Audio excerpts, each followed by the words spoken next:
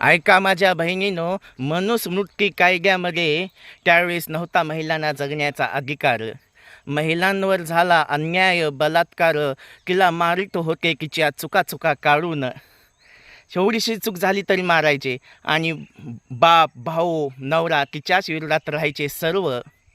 तिला फक्त होती चूल आणि मुळं. पण भावाला बहीण राखी बांधते माझं कर रक्षण. पण या देशामध्ये संविधानाच्या माध्यमातून केलं तुमचं रक्षण.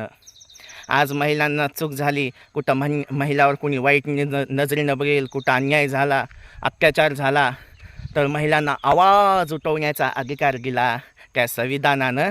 ते म्हणजे हाताला एकही न धागा बांधता या देशातल्या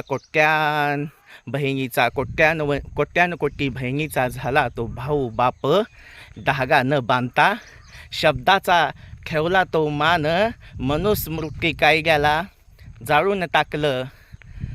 हिंदू कोड बिल कायदा नव्हता झाला पास, म्हणून दिला मंत्रिपदाचा राजीनामा.